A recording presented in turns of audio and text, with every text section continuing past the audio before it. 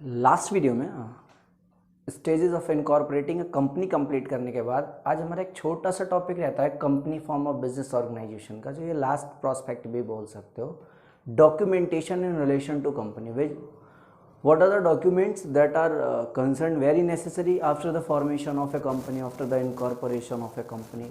देखो, अगर legal aspect पे बात करो तो बहुत सारे डॉक्यूमेंट्स हैं।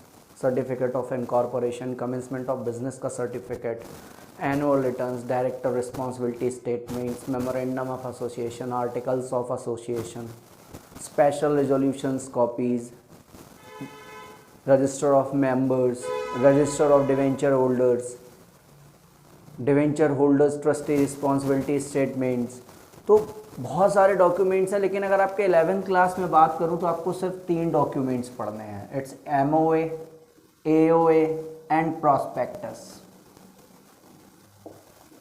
इसके बाद का जो भी डॉक्यूमेंटेशन है, जब भी अगर आप किसी भी प्रोफेशनल कोर्स का पार्ट एंड पार्सल बनते हो, जाकर के आगे ज्वाइन करते हो, तो उन सारे डॉक्यूमेंट्स के बारे में आपको वहाँ पर पढ़ने को मिलेगा कि कौन सा रेगुलेशन है, कौन सा सेक्शन है, कौन से लॉज हैं, क्या रेगुलेशंस हैं, कौन सी रेगुलेटरी अथॉरिटीज़ हैं जो उन डॉक्यूमेंट्स को सुपरसीड करते हैं।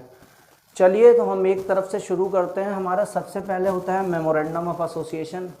कंपनी के रिलेशन में अगर बात करें तो ये सबसे सुप्रीम डॉक्यूमेंट होता है।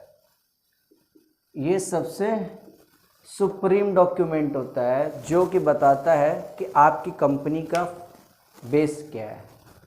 What's the whole ecosystem of your company is going to achieve in its business future. आप कौन से काम करते हो, ये एक तरीके का बोला जाए, ये आपकी बाउंड्री लाइन है कि जिसके बाहर आपकी कंपनी वर्क नहीं कर सकती। अगर ये आपने अपने लिए बेंचमार्क इस्टेब्लिश किया है तो आपको इसके बीच में ही वर्किंग करना है। ये डिफाइन करता है powers, boundaries, thresholds with in which A company should work, और वो काम किस तरीके से किए जाएंगे, क्या रूल्स होंगे, क्या प्रोसीजर्स होंगे, किस तरीके से आपका अटेंडेंस सिस्टम होगा, किस तरीके से आप एम्प्लॉयज़ के साथ कनेक्ट करोगे, वो सारा काम करता है आपका AOA, क्योंकि ये होता है इंटरनल रेगुलेटिंग डॉक्यूमेंट। कंपनी कौन सा काम किस तरीके से करेगी वो बताएगा articles of association. Memorandum of association contains 6 different clauses. Name clause, situation clause या एड्रेस क्लॉज, जहाँ पर रजिस्टर्ड ऑफिस होता है, सब्सक्रिप्शन क्लॉज, शेयर कैपिटल का एक क्लॉज होता है, एक लायबिलिटी क्लॉज होता है। इस तरीके से 6 डिफरेंट क्लॉजेज होते हैं। सबसे पहले इसका जो क्लॉज होता है वो आता है आपका नेम क्लॉज। कौन सा क्लॉज आता है? Name clause. देखो, उसका नाम ही क्या है, name clause. Then it points up to suggest that कि what will be the propose name of your company. अब ध्यान से सुनो, जब भी किसी कंपनी का नेम हम रखते हैं तो कुछ चीज़ें रजिस्ट्रार ऑफ कंपनीज हमसे पूछता है कि आपकी कंपनी पब्लिक है या प्राइवेट है या OPC है। बिकॉज आपको पता है सेक्शन 268 271। अगर आपको सेक्शन नहीं भी पता है तो एक सिंपल सी चीज़ बता दूं कि पब्लिक कंपनी को बाद में लिमिटेड वर्ड लगाना कंपलसरी है, और प्राइवेट कंपनी को प्राइवेट लिमिटेड वर्ड लगाना इंपॉर्टेंट है। और OPC लास्ट में डालेगा, OPC company, Aditya OPC limited. Okay, तो अब नेम कैसा है? नेम अनडिजायरेबल नहीं होना चाहिए। Section 20 of Indian companies act 2013 बोलता है कि नेम अनडिजायरेबल नहीं होना चाहिए, एंटी नेशनल नहीं होना चाहिए, एंटी सोशल नहीं होना चाहिए।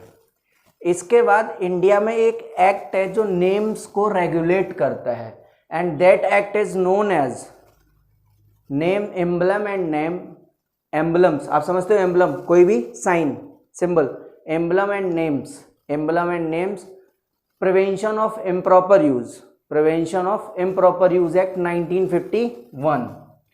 तो एक वो एक्ट है 1951 जो बताता है कि आप अपनी कंपनी में कुछ वर्ड्स यूज नहीं कर सकते, जैसे कि king, queen, royal, state, national. Sir क्यों?